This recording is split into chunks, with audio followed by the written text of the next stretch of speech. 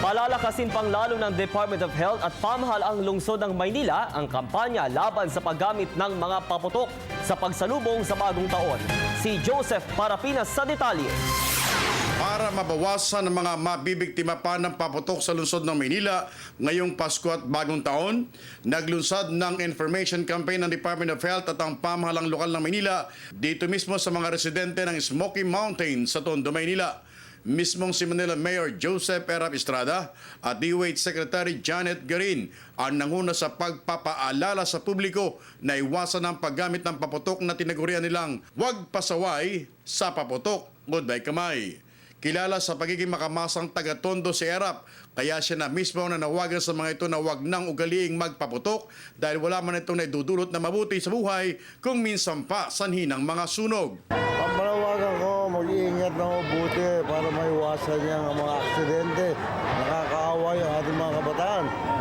Pag nangyari yan, kita natin, mga nakaraan taon, mayroong mga sukatan, mayroong nawala ng kamay. Muli naman binigyang diin ni DOH Secretary Garin na maraming mga alternatibong bagay na pampaingay sa pagsalubong ng Pasko at Bagong Taon kaysa mga paputok na delikado na sa kalusugan at sa buhay ng mamamayan. Kung minsan, bawas pa ang iyong mga daliri. Ang panawagan po natin sa ating mga kababayan, baka po sabihin nyo sirang plaka, paulit-ulit, pero kailangan po nating ulitin to dahil wala pong bata ang dapat na napupulag, wala pong kamay o daliri ang dapat na napuputol, at wala pong nasusunog ang katawan dahil sa paputok.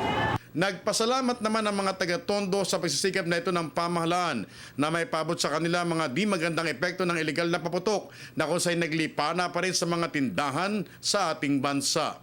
Sa pinakahuling tala ng Department of Health noong isang taon, bumaba naman ang bilang ng mga naputukan. Subalit kapansin-pansin din na pabata naman ang pabata, bagay na di maganda kaya't pinalakas pang lalo ng pamahalaan ang kampanya kontra paputok. Para sa Telebisyon ng Bayan, Joseph Parapina.